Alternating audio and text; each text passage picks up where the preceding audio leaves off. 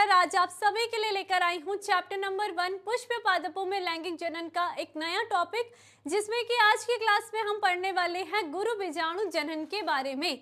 तो जितने भी बच्चे हमारी क्लास में जुड़ गए हैं, आप जल्दी से अपने सभी दोस्तों के साथ लिंक को शेयर कर लीजिए और उन्हें बता दीजिए कि क्लास 12 आपकी स्टार्ट हो गई है, जिसका टाइमिंग है शाम 7 बजे। जितने बच्चे आ गए तब तक उन सभी को गुड इवनिंग, फटाफट से जुड़ जाइए। आप सभी को पता है कि हमारा जो चैप्टर नंबर 1 चल रहा था पुष्प पादपों में लैंगिक जनन, अब तक इसमें आपके 2 लेक्चर आ गए हैं, जिसमें हमने अपना सबसे पहले देखा था पुष्प की संरचना में। इससे हमें पता चला था कि आखिर पुष्प में नर संरचना कौन सी होती है और मादा संरचना कौन सी होती है। नर संरचना आप सभी को पता है पुष्प में पुंकेश्वर भाग होता है और मादा संरचना जो होती है वो उसकी स्त्री केशर होती है। उसके बाद हमने देखा था, जो आपका सेकंड लेक्चर आया था, इसमें हमने देखा था पुष्प की नर जननांग संरचना के बारे में, किस तरीके से इसमें नर युग्मक के निर्माण की क्रिया होती है। तो इसी में हमने आपका लघु बीजाणु जनन की क्रिया भी पढ़ी थी कि लघु बीजाणु का निर्माण किस प्रकार से हो रहा है पराग कोश के अंदर, और साथ ही साथ हमने इसमें यह भी देखा था कि किस तरीके से आपके उस लघु बीजाणु के परिपक्वन से पराग कण का निर्माण होता है, और ये परागकण जब मादा के शरीर पर जाएगा तो वहां जाकर के ये नर युग्मक का निर्माण करता है। तो मुझे उम्मीद है कि आप लोगों को मैंने इतना जितना पढ़ाया है आप सभी को बहुत अच्छे से क्लियर होगा। आप इसको रिवाइज जरूर कर रहे होंगे। लास्ट में मैं आपसे जो भी क्वेश्चंस पूछती हूँ आप कमेंट में उसका आंसर जरूर देते होंगे। तो क्या आप सभी को इतनी बातें क्लियर थी? जितने बच्चे आ चुके हैं सभी को गुड इवनिंग, और साथ ही साथ बताइए इतना आपको क्लियर है? जो बच्चे हमारी क्लास में नए हैं उन सभी का स्वागत है, और आप सभी चैनल को सब्सक्राइब जरूर कर लीजिए, साथ ही साथ टेलीग्राम ग्रुप को ज्वाइन जरूर कर लीजिए। तो चलिए गुड इवनिंग, राधे राधे, जय श्री कृष्णा, सभी को गुड इवनिंग। स्टार्ट करते हैं आज की क्लास में। हम मादा युग्मक के निर्माण की क्रिया पढ़ने वाले हैं। जैसा हमने कल की क्लास में लघु बीजाणु जनन पढ़ा था युग्मक जनन की प्रोसेस में, आज हम यहाँ पर गुरु बीजाणु जनन को पढ़ने वाले हैं।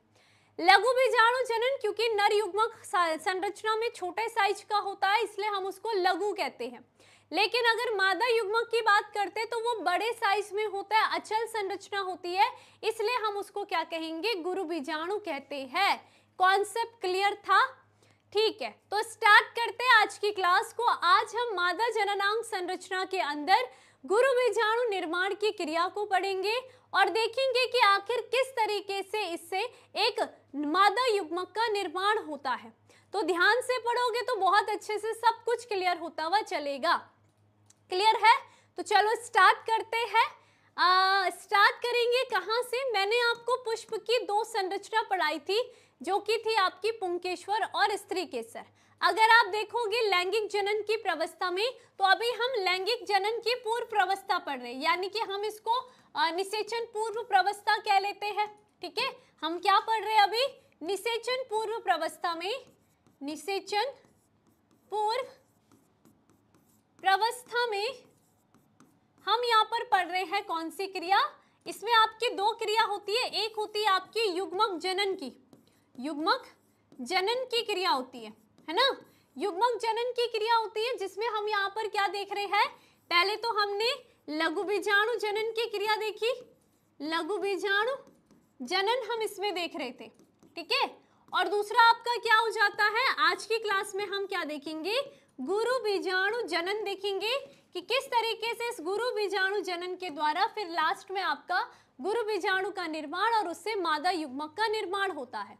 ठीक है, उसके बाद हम दूसरा यहाँ पर युग्मक स्थानांतरण, क्योंकि निषेचन से पहले ये जो नर युग्मक होगा मादा के समीप जाता है, तो इसको हम स्थानांतरण कहते हैं, यानी कि ये क्या कहलाएगा? आपका युग्मक स्थानांतरण कहते हैं, स्थानांतरण कहते हैं, है ना? स्थानांतरण की बात करते हैं। और युग्मक स्थानांतरण की अगर हम बात करते हैं तो उसको हम पुष्प पादपों में हम एक विशेष नाम देते हैं, जिसका नाम क्या है? परागण। कौन सी क्रिया होती है? परागण, यानी कि इसी को हम क्या कहेंगे? पॉलिनेशन कहते हैं। क्या आपको इतनी बातें क्लियर है? इसको हम क्या कहेंगे? पॉलिनेशन कहते हैं। कॉन्सेप्ट क्लियर रखना है। तो आज हम क्या पढ़ेंगे? गुरु बीजाणु जनन। इसके बाद जो टॉपिक आएगा वो पॉलिनेशन का आएगा। फिर उसके बाद निषेचन की क्रिया, फिर उसके बाद आपका फल कैसे बन रहा है, भ्रूण में परिवर्धन कैसे हो रहा है, और फिर ये चैप्टर आपका खत्म, क्योंकि हमने संतति बना दी है। ठीक है, तो चलिए पढ़े अब गुरु बीजाणु जनन की क्रिया। गुरु बीजाणु जनन क्रिया पढ़ने से पहले एक बार क्विक रिवीजन कर लेते हैं अपनी मादा जननांग संरचना के बारे में। आप सभी को पता है पुष्प पादपों में जो मादा जननांग संरचना होती है, कौन सी होती है, मादा जननांग संरचना होती है, वो आपकी कौन सी होगी, स्त्री केसर होती है। समझ में आ गया, वो कौन सी होगी, आपकी स्त्री केसर होती है। ये बात आप सभी को क्लियर है। आप सभी को मैंने कहा था कि जो स्त्री केसर होता है वो 3 भागों से मिलकर के बना होगा। स्त्री केसर 3 भाग कौन कौन से होंगे, सबसे ऊपर जो भाग होता है ये जो चिपचिपा सा भाग होगा जहां पर परागकण आकर के चिपकते हैं, इस भाग को स्टिग्मा या हम क्या कहेंगे, वर्तिकाग्र कहते हैं, है ना। वर्तिकाग्र भाग होगा, स्टिग्मा भाग कहते हैं। इतनी बात आप सभी को क्लियर है, कॉन्सेप्ट क्लियर था। उसके बाद ये जो पतला सा भाग होता है, इस भाग को हम क्या कहेंगे, वर्तिका कहते हैं। इस भाग को हम क्या कहते हैं, वर्तिका, यानी कि हम इसको कहेंगे स्टाइल। कॉन्सेप्ट क्लियर है। उसके पश्चात जो यहाँ पर सबसे नीचे ये अंडाकार जो भाग होता है, इस भाग को हम क्या कहेंगे, अंडाशय कहते हैं। कौन सा भाग होगा, अंडाशय, यानी कि आपका हो जाएगा ये ओवरी, हम इसको कहेंगे। ये बात आपको मैंने बताई थी। मैंने ये भी बताया था कि अंडाशय आगे चल करके निषेचन के पश्चात अपना किसका निर्माण करेगा, फल में परिवर्तित हो जाएगा। एक और चीज अगर आप सभी को पता होगा तो आपको पता है कि अंडाशय के अंदर एक और संरचना होती है। ठीक है, अंडाशय के अंदर एक संरचना होती है जिस संरचना को हम क्या कहेंगे, बीजांड कहते हैं। ये जो संरचना होती है इस संरचना को बीजांड कहते हैं, यानी कि ये आपका क्या हो गया, ओव्यूल हो जाता है। क्या आपको इतनी बात क्लियर है। अब मैं मादा युग्मक की बात कर रही हूं, तो मादा युग्मक इस बीजांड की संरचना में ही उपस्थित होता है। मादा युग्मक कहाँ होगा, यही उपस्थित होगा, किसके अंदर, इस बीजांड के संरचना में। लेकिन इस मादा युग्मक का निर्माण होता कैसे है, मादा युग्मक जिसे हम किसके नाम से जानते हैं, अंडकोशिका के नाम से जानते हैं, तो आखिर इसका निर्माण इसके अंदर होता कैसे है, इस क्रिया को हमने पढ़ना है। क्लियर बात है। हमें पुष्प की संरचना में 3 भाग पता चल गए स्त्री केसर के। अब सबसे पहले हमें पता है कि बीजांड के अंदर ही आपके मादा युग्मक यानी कि अंडकोशिका का निर्माण होता है। तो उसके लिए हम क्या देख लेते हैं, एक बार बीजांड की संरचना को खोल के देख लेते हैं, क्योंकि कभी कभी आपके एग्जाम में क्वेश्चन पूछ लिया जाता है कि बीजांड की संरचना को समझाइए।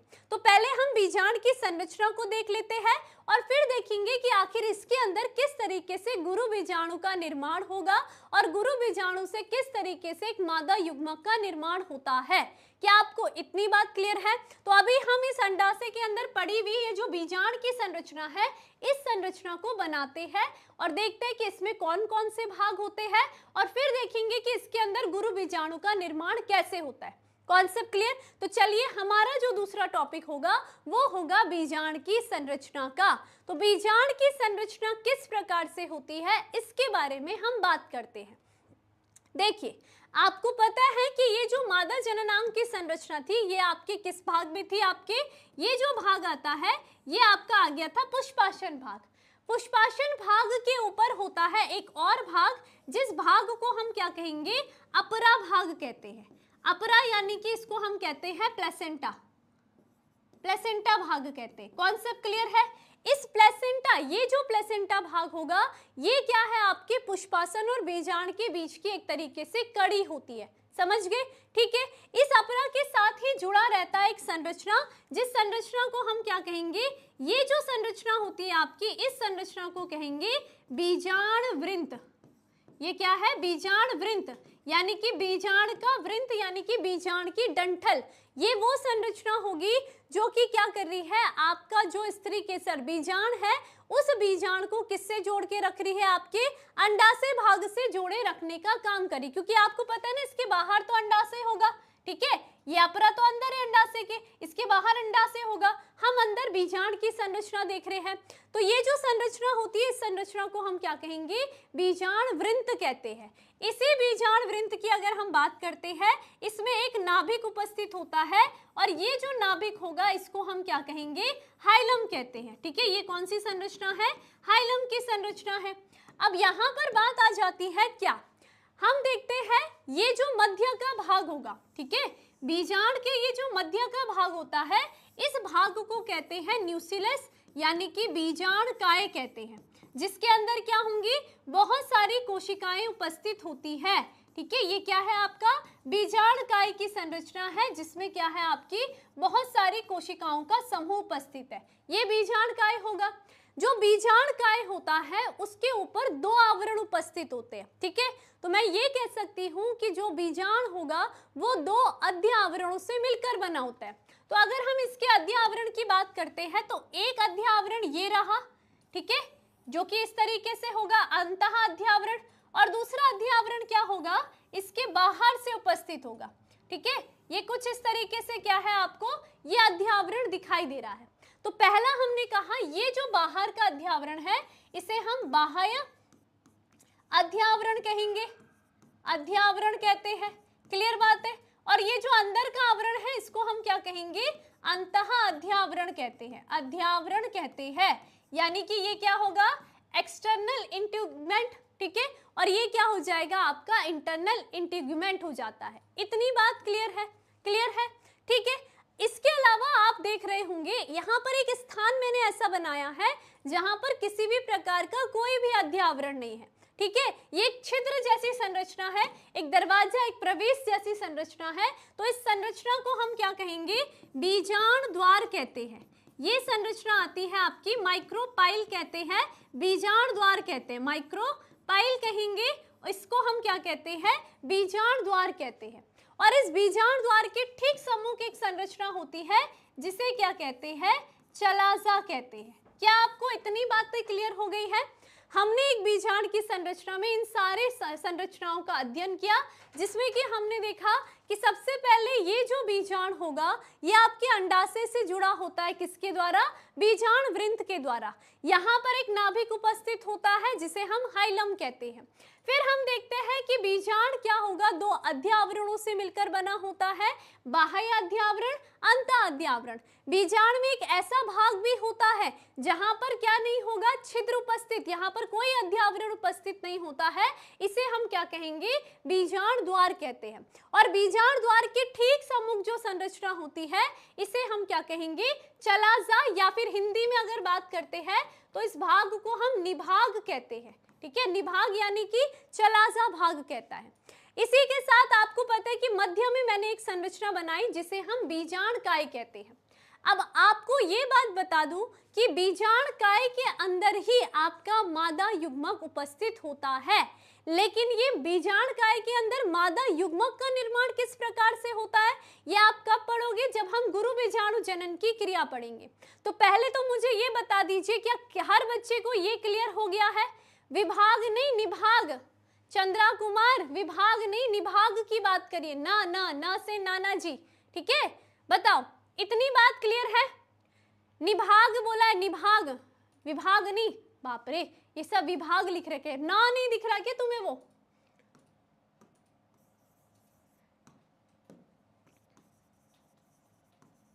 ठीक है, बताओ क्लियर है चलिए बताओ, इतनी बात क्लियर हो गई है, very good very good very good, बिल्कुल सही, ठीक है। अब मैंने क्या कहा कि इसके अंदर ये जो बीजांडकाय होता है इसके अंदर ही गुरु बीजाणु का निर्माण भी होगा और फिर उस गुरु बीजाणु से आपके मादा युग्मक का भी निर्माण होता है। तो अब हम किसकी संरचना पढ़ेंगे, गुरु बीजाणु जनन की, जो कि किसके अंदर होगी, आपके बीजांडकाय के अंदर होगी। और एक और बात ध्यान रखना, आपके पास अलग अलग पुष्पों में आपके पास ये जो बीजांड की संरचना होती है ये अलग अलग प्रकार की होती है। किसी में आप देखोगे ये जो बीजांड द्वार होता है ये नीचे की साइड होता है, उल्टा होता है। किसी में आप देखोगे कि ये बीजांड द्वार आपका ऊपर की साइड होता है, ठीक है। तो इस आधार पर आपके जो बीजांडकाय होंगे, बीजांड होते हैं, वो अलग अलग प्रकार के होते हैं। एक बार थोड़ा सा यहाँ पर देख लेते हैं, ठीक है, ये देख रहे हो आप अलग अलग प्रकार के बीजांड, ठीक है। ये देखो ऑटोबस होता है आपके पास, जिसमें क्या है, ये देखो ये जो आपका बीजांड द्वार है ये ऊपर की साइड है ना, ये बीजांड द्वार देखो ऊपर की साइड है। एनाट्रोपस की बात करेंगे, एनाट्रोपस की बात करेंगे तो इसमें देखो जो अभी मैंने बनाया वो कौन सा था, एनाट्रोपस था, मैंने बीजांड कौन सा बनाया, एनाट्रोपस वाला, जिसमें कि नीचे की साइड आपका बीजांड था, ठीक है। अच्छा ये तो एकदम नीचे है ना, हमने ये वाला बनाया, एम्फियोट्रोपस की बात करी हमने, ठीक है, थोड़ा सा टेढ़ा बनाया, या फिर हाँ ये भी बना सकते हो, ठीक है। उसके अलावा आपके पास और भी होते हैं, हेमिएनाट्रोपस कुछ इस तरीके से होता है, देखो इस तरीके से, इसमें आप देख रहे हो ये क्या है, इस सीधी रेखा पर है।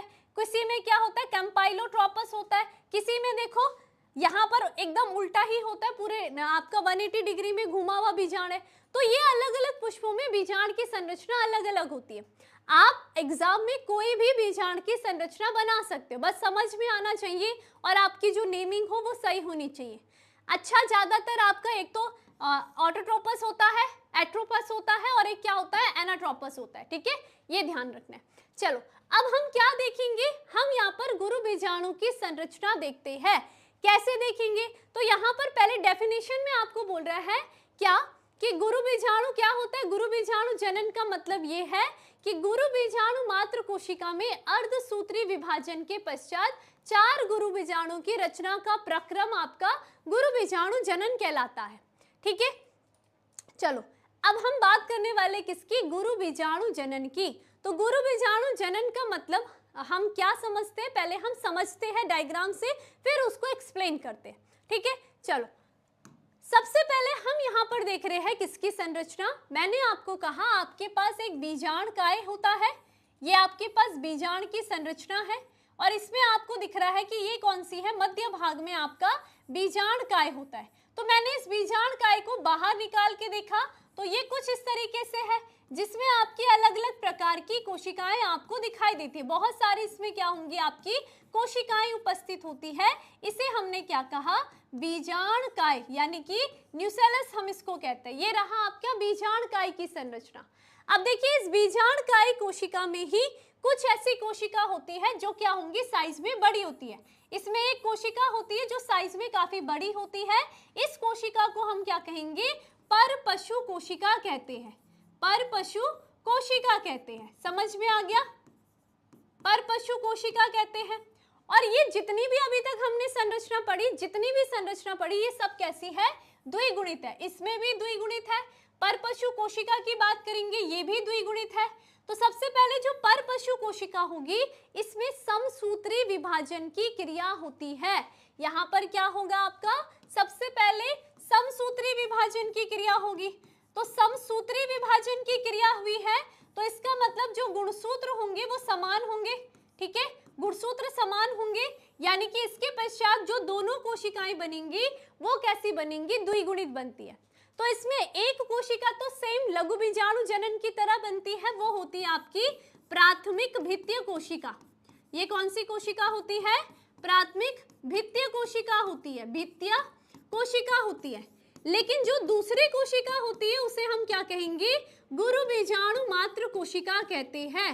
गुरु बीजाणु मात्र कोशिका कहते हैं। कौन सी कोशिका, मात्र कोशिका, मात्र कोशिका कहेंगे, यानी कि मेगा स्पोरोजेनेसिस, यानी megaspore cell, megaspore cell कहते हैं। एमएनसी भी इसके नाम को हम जानते हैं। क्या आपको इतनी बात क्लियर हुई? मैंने कहा कि आपके पास बीजांड काय होता है, बीजांड काय में ही एक जो कोशिका होती है वो काफी लंबी होती है, बड़ी होती है संरचना में, उसको हम कहते हैं परपशु कोशिका। इस परपशु कोशिका में समसूत्री विभाजन होता है, जिससे कि दो यहाँ पर कैसी संरचना का निर्माण होगा, यहाँ पर द्विगुणित कोशिकाओं का निर्माण होता है। एक का नाम होता है प्राथमिक भित्तीय कोशिका और दूसरे का नाम होता है गुरु बीजाणु मात्र कोशिका।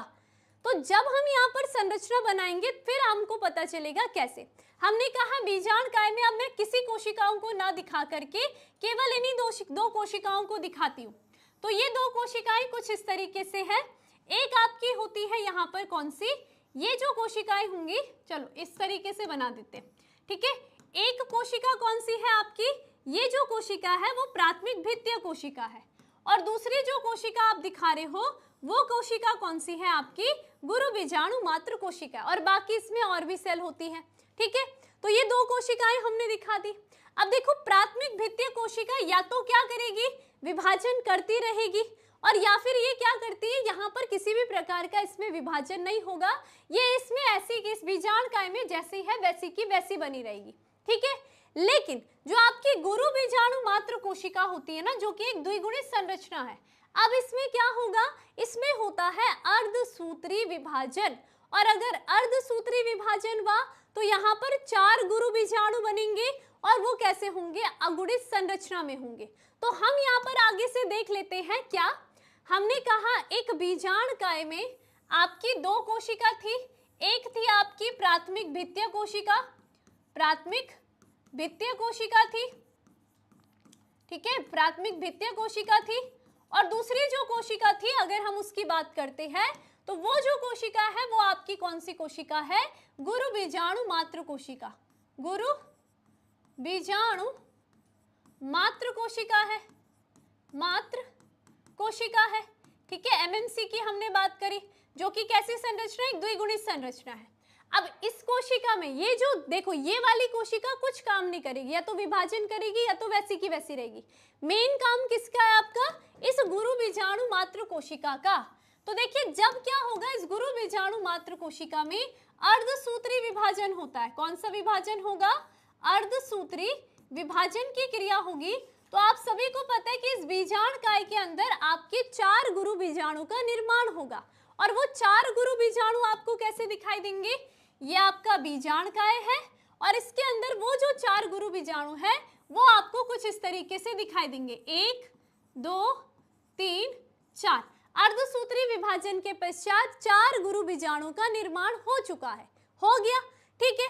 अब इसमें होता क्या है कि जो 3 गुरु बीजाणु होते हैं वो अक्रियाशील होते हैं, अर्थात उसका कोई काम नहीं होता है, वो नष्ट हो जाएंगे। तो इनको हम क्रॉस कर देते हैं। ये 3 जो होंगे नीचे की साइड, वो कैसे होंगे, वो होते हैं यहाँ पर कैसे, वो होंगे आपके अक्रियाशील। लेकिन अगर हम एक गुरु बीजाणु की बात करते हैं, ये जो एक गुरु बीजाणु होगा ना, ये कैसा होता है आपका, क्रियाशील गुरु बीजाणु होगा, क्रियाशील गुरु बीजाणु होता है। देखो हमने क्या क्या बात पढ़ी, हमने यहाँ पर देखा कि द्विगुणित जो कि गुरु बीजाणुधानी थी, जो कि गुरु बीजाणु मात्र कोशिका थी, इसमें जब अर्धसूत्री विभाजन हुआ तो आपके 4 यहाँ पर अगुणित गुरु बीजाणु का निर्माण हुआ, ठीक है। अब इन 4 में से 3 तो कैसे होंगे, अक्रियाशील होते हैं। लेकिन अगर एक की बात करते हैं तो वो एक कैसा होगा आपका, क्रियाशील गुरु बीजाणु होगा। ये 3 वाले तो नष्ट हो जाते हैं, लेकिन अब आगे की क्रिया यही क्रियाशील गुरु बीजाणु करेगा। किसकी निर्माण की क्रिया, मादा युग्मक निर्माण की क्रिया। समझ में आ गया। लेकिन गुरु बीजाणु जनन की जो क्रिया थी वो कब हुई, जब गुरु बीजाणु मात्र कोशिका में अर्धसूत्री विभाजन के पश्चात 4 गुरु बीजाणु का निर्माण होता है। तो इसको हम क्या कहेंगे, गुरु बीजाणु जनन कहते हैं। क्या आपको इतनी बात क्लियर हो गई है, बताइए, बताओ इतनी बात कितने बच्चों को क्लियर हो गई है, कमेंट करके फटाफट बताओ।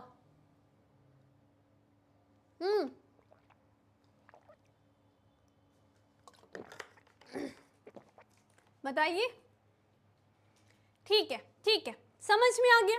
तो अब मैं इस संरचना को अगर यहां पर दिखाऊं तो ये कुछ ऐसी दिखेगी आपको। ये आपके पास केवल और केवल क्या रहेगा, एक ही क्या रहेगा, यहाँ पर गुरु बीजाणु आपको देखने के लिए मिलेगा, जो कि क्या है, जिसको हमने नाम दिया, ये रहा आपका क्रियाशील गुरु बीजाणु। अब देखो इस क्रियाशील गुरु बीजाणु में होता क्या है, इस क्रियाशील गुरु बीजाणु में यहाँ पर केवल और केवल इसका जो केंद्रक होता है, ठीक है, इसका क्या होगा, केंद्रक जो होगा, केंद्रक विभाजन होगा इसमें केवल। लेकिन इसमें क्या नहीं होगा, कोशिका द्रव का विभाजन अभी नहीं होता है। कोशिका द्रव विभाजन की जो क्रिया होगी वो इसमें अभी नहीं होगी। ये तब होगी जब पूरी की पूरी प्रोसेस कंप्लीट हो जाएगी, मादा युग्मक बन जाएगा, ठीक है, उस समय क्या होगा, कोशिका द्रव का विभाजन होगा। अभी केवल ये जो गुरु बीजाणु है ये केंद्रक में विभाजित होता रहता है। तो देखो कैसे होगा, इस क्रियाशील गुरु बीजाणु में सबसे पहले कौन सा विभाजन होगा, समसूत्री विभाजन होगा, क्योंकि आप तो गुणसूत्रों की संख्या अगुणित है। तो इसमें जब पहला गुरु यहाँ पर समसूत्री विभाजन की क्रिया होगी तो इससे कितने गुरु बीजाणु बनेंगे, एक से आपको पता है कितने बनेंगे, यहाँ पर 2 गुरु बीजाणु बनेंगे। समझ में आ गया, 2 गुरु बीजाणु बनेंगे। अब ये दोनों के दोनों गुरु बीजाणु अपने अपने ध्रुव पे चले जाते हैं, यानी कि यहाँ से एक यहाँ और एक यहाँ से यहाँ चला जाएगा। ठीक है, तो हम यहाँ पर दिखा देते हैं कि यहाँ पर क्या होगा, आपका एक गुरु बीजाणु इस ध्रुव पर चला गया और एक गुरु बीजाणु आपका इस ध्रुव पर चला गया। समझ में आ गई? ठीक है, अब देखिए अब यहाँ पर दोबारा क्या होगा, फिर से कोशिका विभाजन की क्रिया होगी।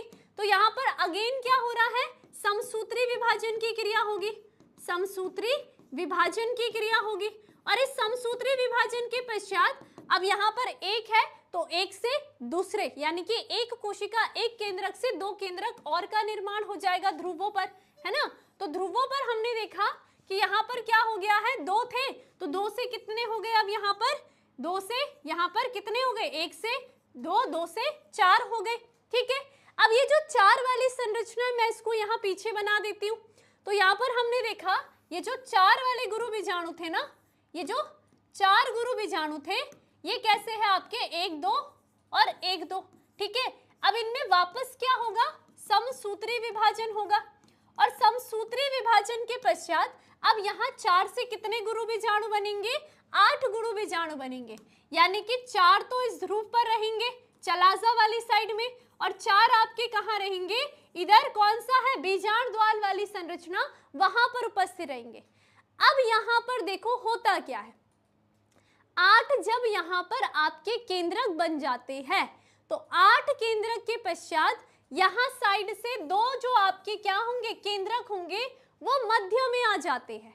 तो मैं इसको यहाँ पर मध्य में आती हुई संरचना दिखाती हूँ। तो मध्य में जब आप देखोगे तो इसमें कुछ ऐसी संरचना आपको दिखाई देगी। मध्य में जब आप देखोगे तो आपको यहाँ कोने पे कितने दिखाई देंगे, 3 गुरु बीजाणु दिखाई देंगे। ऊपर कितने दिखाई देंगे, 3 गुरु बीजाणु, सॉरी गुरु बीजाणु नहीं, केंद्रक की बात करें, केंद्रक दिखाई देंगे। ठीक है, और मध्य में कितने दिखाई देंगे आपको, 2 दिखाई देंगे। तो एक तरीके से आपने कितने देख रहे हो, यहाँ पर 8 केंद्रक दे रहे हो, है ना। कितना हो रहा है, 8 केंद्रक आपको दिखाई दे रहे हैं। अब देखो होता क्या है, अब यहाँ पर केंद्रक के पश्चात हर केंद्रक के बाहर कोशिका द्रव का विभाजन होता है। जैसे कि इस केंद्रक के बाहर इसकी कोशिका द्रव के विभाजन से एक कोशिका का निर्माण हुआ, फिर इस केंद्रक के पश्चात इसमें कोशिका द्रव विभाजन से दूसरा यहाँ पर कोशिका बनी और फिर यहाँ पर तीसरी कोशिका बनी। ठीक उसी तरीके से एक कोशिका इस केंद्रक के ऊपर, एक इसके ऊपर और एक इसके ऊपर, 3 और 3 साइड साइड कोशिका बन गई। मध्य में बचा हुआ जो कोशिका द्रव है वो मध्य में क्या करेगा, एक कोशिका का निर्माण करता है। तो अभी आपको ये जो संरचना दिखाई दे रही है इसमें आप क्या देख रहे हो, 8 तो केंद्रक दिखाई दे रहे हैं और 7 आपको क्या दिखाई देंगी, कोशिकाएं दिखाई देंगी। 8 केंद्रक अगर आप गिनोगे तो 1 2 3 4 5 6 7 8, हमने कहा कि इसमें क्या है, 8 केंद्रक उपस्थित है, क्लियर बात है। और इसमें क्या है, आपकी 7 कोशिका उपस्थित है। क्या उपस्थित है, कोशिकाएं उपस्थित है। ये जो संरचना कहलाती है आपकी 8 केंद्रक 7 कोशिका वाली, इस संरचना को हम क्या कहेंगे, भ्रूणपोष कहते हैं, भ्रूणकोश कहते हैं। ये क्या है आपका, भ्रूणकोश की संरचना। क्या आपको इतनी बात क्लियर हो गई? अगर आपसे पूछे कि भ्रूणकोश कैसी संरचना है तो आपको पता चल जाएगा कि ये कैसी है, 7 कोशिकीय और 8 केंद्रक वाली संरचना होती है। कॉन्सेप्ट क्लियर हो गया है, बताइए जरा। फिर से हम एक और बार समझेंगे कि आपको इतनी बात क्लियर चल गई। अब इन्हीं कोशिकाओं में से एक कोशिका आपकी अंड कोशिका होगी जो कि आपके पुष्प की मादा संरचना होगी, जो कि हम किस में पढ़ेंगे अभी, भ्रूणकोश में। लेकिन क्या आपको इतनी प्रोसेस पता चल गई कि आखिर भ्रूणकोश के निर्माण की क्रिया कैसे हुई?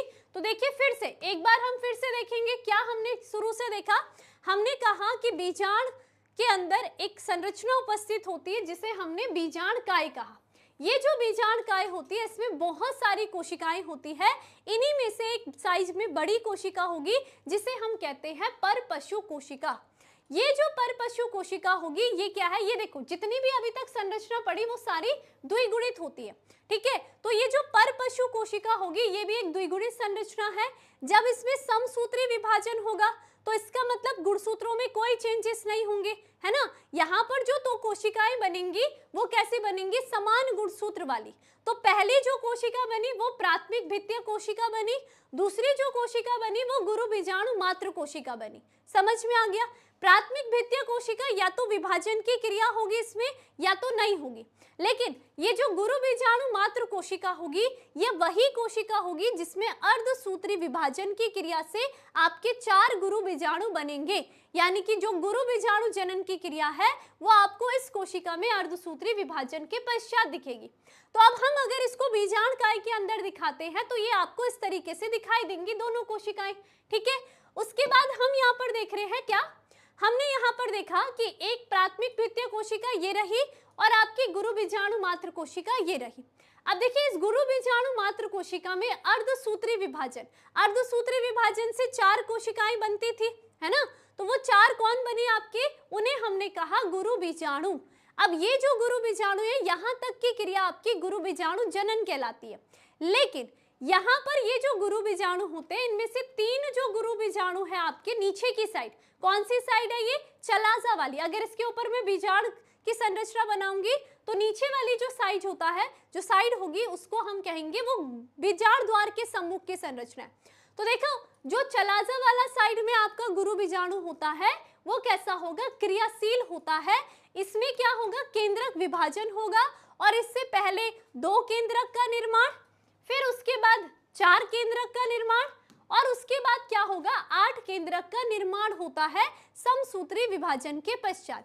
समसूत्री विभाजन के पश्चात जब 8 केंद्रक बन गए तो फिर क्या होगा, धीरे धीरे जो साइड के ध्रुवों पर उपस्थित जो केंद्रक होंगे उनमें से अलग अलग साइड से 2 केंद्रक मध्य में आ जाते हैं, ठीक है।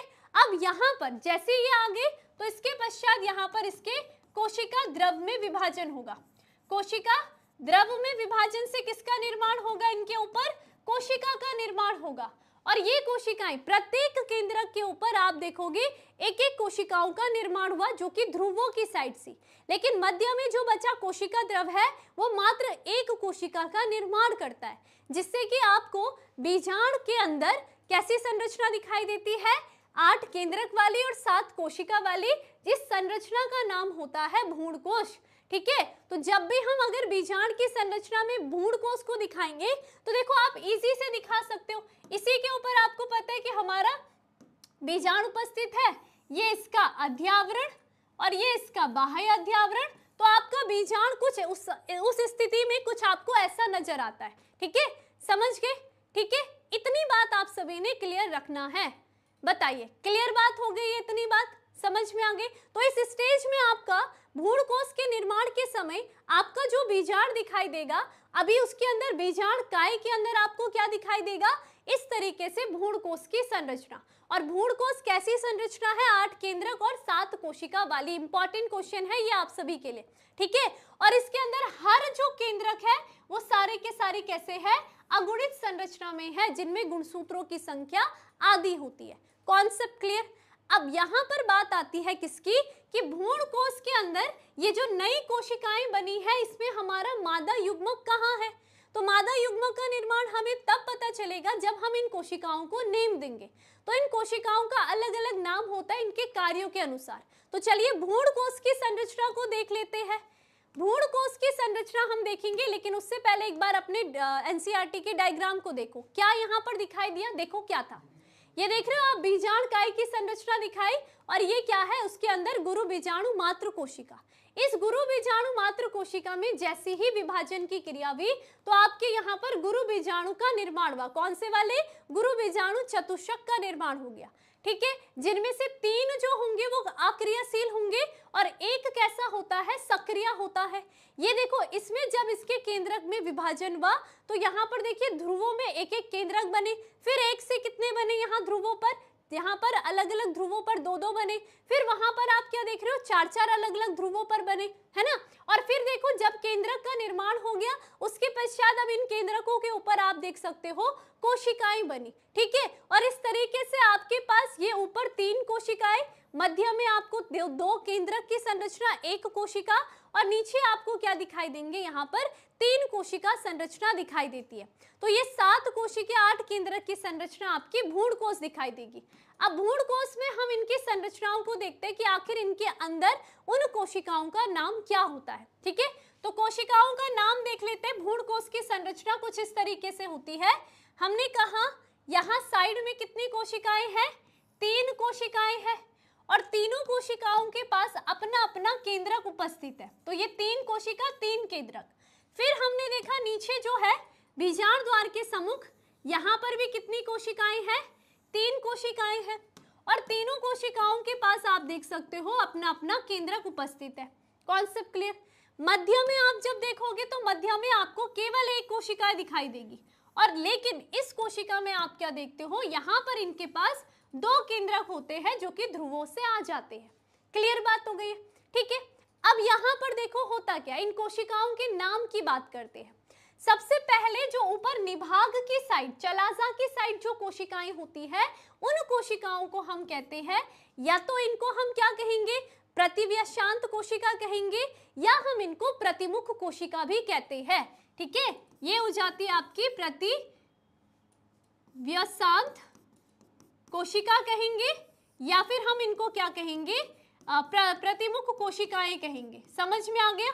ठीक है, यानी कि एंटीपोडल सेल, एंटीपोडल सेल कहेंगे। Concept clear? समझ में आ गया? ठीक है, तीनों कोशिकाओं को हम एंटीपोडल सेल्स कहते हैं। Concept clear?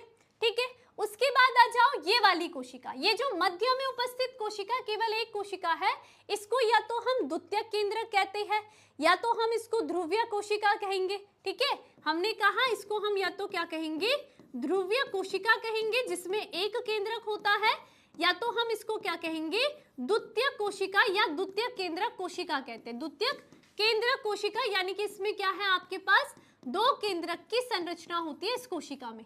कॉन्सेप्ट क्लियर हो गया है? ठीक है, उसके बाद आ जाते हैं हम सबसे नीचे।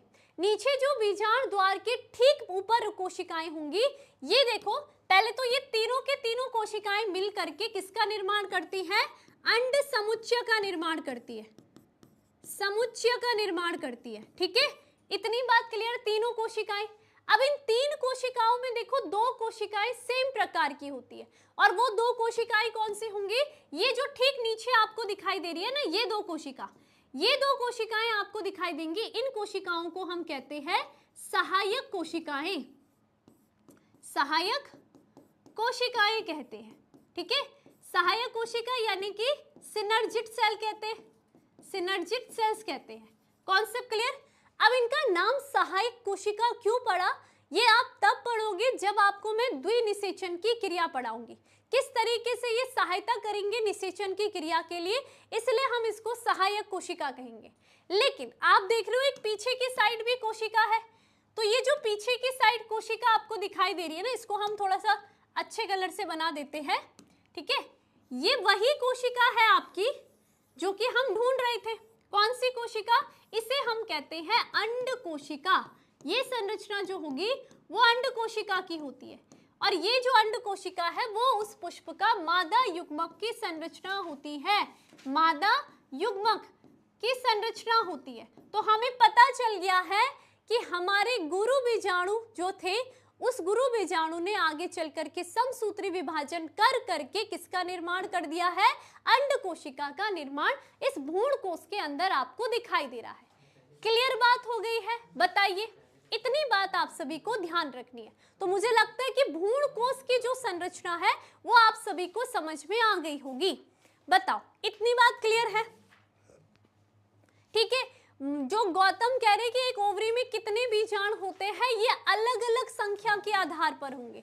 ठीक है, जो पुष्प आपके होते हैं वो अलग अलग प्रकार के होते हैं, उस आधार पर आपके अंडाशय की संख्या भी अलग अलग होती है, उनके अंदर बीजाण की संख्या, जो बीजाण होंगे उनकी संख्या भी अलग अलग होती है। ठीक है, तो ऐसे कोई फिक्स नहीं है कि 1 2 3, अलग अलग पुष्पों में इनकी जो संख्याएं होंगी वो अलग अलग तरीके से आपको देखने के लिए मिलेगी। बताओ, क्लियर बात है इतनी? ठीक है, तो ये आपकी किसकी संरचना हो गई है, भ्रूण कोश की संरचना हो गई है। इस तरीके से आप सभी को ध्यान रखना है। क्लियर?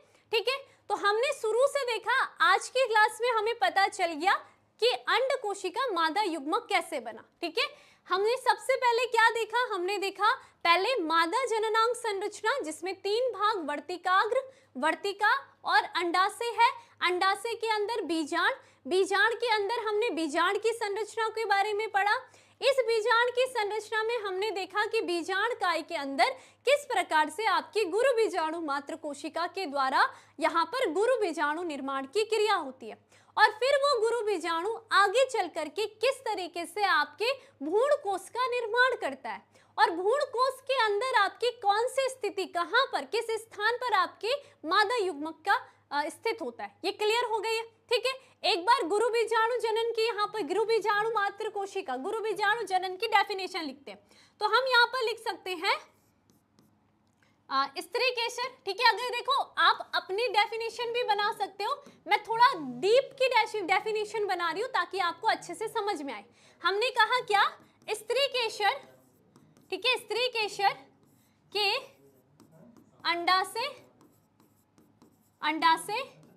में उपस्थित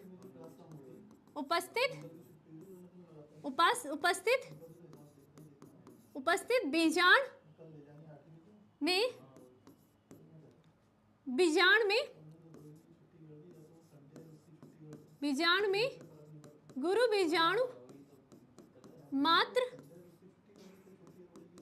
कोशिका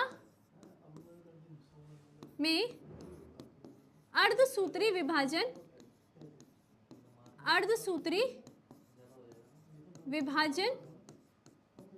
के पश्चात किसके निर्माण की क्रिया, गुरु बीजाणु, कितने, 4 गुरु बीजाणु निर्माण की क्रिया, 4 गुरु बीजाणु निर्माण की क्रिया क्या कहलाएगी, गुरु बीजाणु जनन कहलाती है। क्या कहलाएगा, गुरु बीजाणु जनन कहलाता है, जनन कहलाता है। क्या आपको इतनी बात क्लियर हुई? अब आपको इसके अंदर के हर एक वर्ड्स पता है ना, जो मैंने यहाँ पर शब्द लिखे हैं सब आपको पता चल गया है। अच्छा, इसमें आप ये लिख सकते हो बीजांड में उपस्थित बीजांडकाय, ठीक है, ये भी लिख सकते हो अंडाशय में उपस्थित बीजांड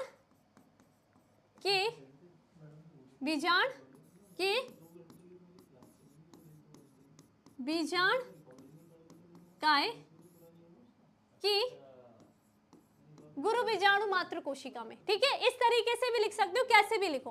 अब देखो पूरी डेफिनेशन से आपको पूरा का पूरा प्रोसेस क्लियर हो गया। क्या देखो, स्त्री केसर के अंडाशय में उपस्थित बीजांड था, बीजांड के बीजांडकाय था, उस बीजांडकाय के अंदर गुरु बीजाणु मात्र कोशिका थी, उस गुरु बीजाणु मात्र कोशिका में अर्धसूत्री विभाजन के परिणाम स्वरूप क्या हुआ था, 4 गुरु बीजाणु का निर्माण हुआ, और उस 4 गुरु बीजाणु निर्माण की जो क्रिया कहलाती है वो कहलाती है गुरु बीजाणु जनन।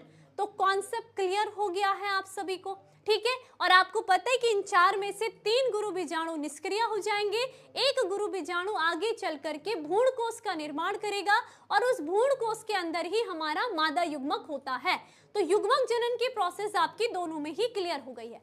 क्लियर हो गई है बातें, ठीक है। अब आपको कमेंट करके क्या बताना है, एक तो आप यहाँ पर भ्रूण कोश की बताओगे कि भ्रूण कोश की तीनों जो हमने जितनी उसके अंदर कोशिकाओं की संरचना पढ़ी थी उन कोशिकाओं के नाम बताने हैं, ठीक है। भ्रूण कोश के अंदर कोशिकाओं की नाम और भ्रूण कोश कैसी संरचना है ये आपको बताना है। क्लियर बात है। अब देखिए जितने बच्चे हमारे साथ नए हैं आप सभी के सभी टेलीग्राम ग्रुप को जरूर ज्वाइन कर लीजिए। टेलीग्राम ग्रुप से आपको क्या मिलेगा, यहाँ पर पीडीएफ नोट्स मिलते हैं, इसलिए आपको ये ज्वाइन करना जरूरी है। इसी के साथ जो बच्चा नया है वो चैनल को सब्सक्राइब कर लेगा। अगर आपको टेलीग्राम ग्रुप नहीं मिल रहा है तो एक यहाँ पर हेल्पलाइन नंबर दिया जाता है, तो आप इस हेल्पलाइन नंबर पर कॉल करके क्या बता सकते हो, अपनी जो भी परेशानी है वो बता सकते हो। कॉन्सेप्ट क्लियर, ठीक है।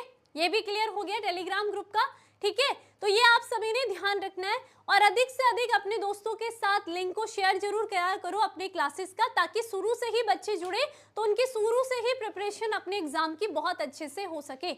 कमेंट में आप सभी आंसर जरूर दीजिएगा। अब मिलते हैं आप सभी से नेक्स्ट क्लास में नेक्स्ट टॉपिक के साथ। तब तक आप सभी अपना ध्यान रखेंगे। Bye bye.